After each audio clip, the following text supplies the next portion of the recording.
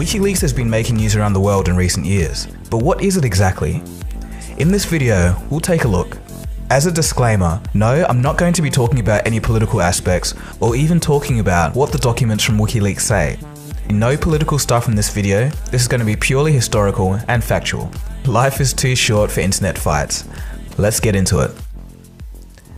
In a nutshell, WikiLeaks is a journalist organization that publishes news leaks via its website. The leaks are from completely anonymous sources. The website was founded in Iceland in 2006 by Julian Assange, an Australian computer programmer. Julian Assange has been a hacker since 1987 and was extremely good at his craft. In the late 80s and early 90s, while living in Melbourne, Assange managed to hack the Pentagon, US Department of Defense, Navy, NASA, Motorola, Panasonic, Lockheed Martin, and Xerox. In 1991, Assange was finally caught by the Australian Federal Police, but was released on good behaviour, and in a twist, began helping the police in 1993. Julian was also involved in starting one of the first public internet service providers in Australia later that year. After a few ventures and some study at the University of Melbourne, Assange founded WikiLeaks. More on Julian and his current situation later. But back to WikiLeaks. WikiLeaks is run by volunteers from a number of countries and is a non-profit organisation. In the past 10 years, they've released more secret documents than all of the world's media combined, a total of 10 million. As a side note, WikiLeaks has no affiliation with Wikipedia, and the two shouldn't be confused. So what is the goal of WikiLeaks? According to the WikiLeaks website, its goal is, quote, to bring important news and information to the public. One of our most important activities is to publish original source material alongside our news stories so readers and historians alike can see evidence of truth, end quote. WikiLeaks actually doesn't do any of the hacking or uncovering of sensitive information themselves, but acts more of a middleman, passing on documents that were submitted to them onto the press. Contrary to popular belief, the leaking of documents may actually be completely legal according to the US Supreme Court. The Supreme Court ruled that the United States Constitution guarantees anonymity to those who reveal documents in the context of political discourse. Political discourse basically means the free conversation or discussion of political topics and issues. In other countries outside the US, such as China, parts of the African continent, and the Middle East, such leaks could be punishable by death. There have been several Supreme Court precedent cases where the American Constitution protects the publication of illegally gained information if the publishers didn't break any laws to get it. This means that if someone broke the law to get a document and willfully gave it to WikiLeaks, and WikiLeaks then releases that document to the press, that's perfectly fine according to the Supreme Court.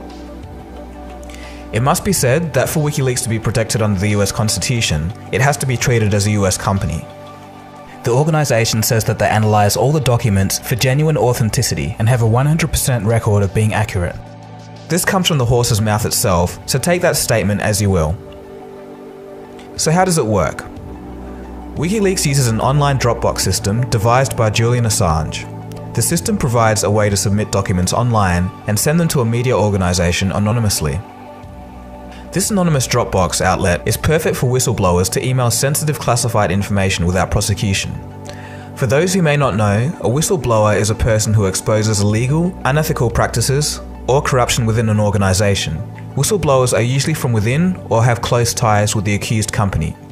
The anonymity of WikiLeaks runs pretty deep. The traffic on the website cannot be tracked. This means that it's impossible to tell who's browsing the website at any given time. WikiLeaks keeps close tabs on the details of the security, so I can't tell you exactly how it all works. The website has no official headquarters, but has web hosting in a former nuclear bunker in Sweden.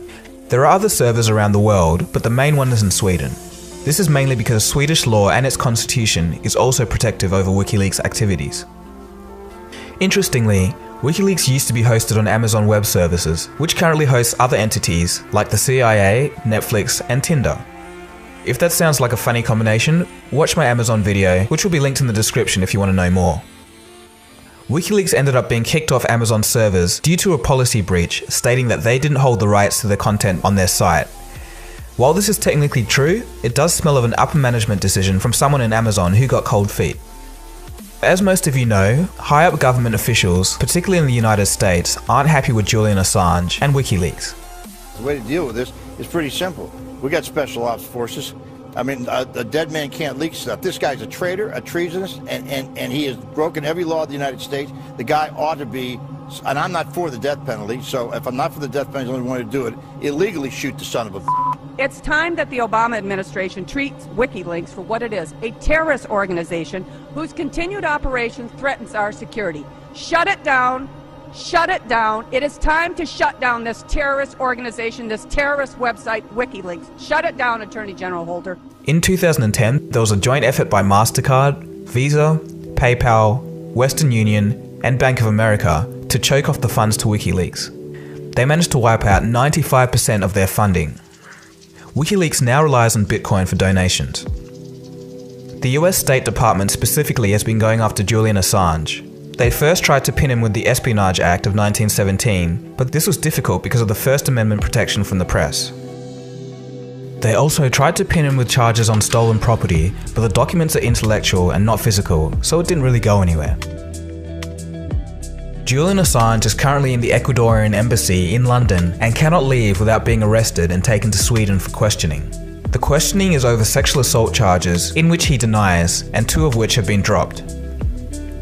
If Assange is taken to Sweden, Assange states that he would be in danger of being sent to the US and fears that he would face the death penalty. In February of 2016, the United Nations stated that Assange had arbitrarily been detained and that his detention should be brought to an end. The expert panel called on the Swedish and British authorities to end Mr. Assange's deprivation of liberty. I think the recommendation is quite clear. Respect his physical integrity and freedom of movement, and afford him the right to compensation.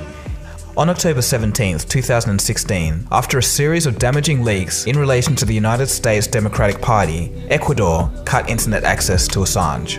Considering he has been stuck inside this building for over 4 years now, you can understand that the internet for him, it's not just very important for his work as editor of WikiLeaks, it's also a vital lifeline, his only link really to the outside world. But a few hours ago, the official WikiLeaks Twitter account wrote a message saying that Julian Assange's internet link has been intentionally severed by what they said was a state party.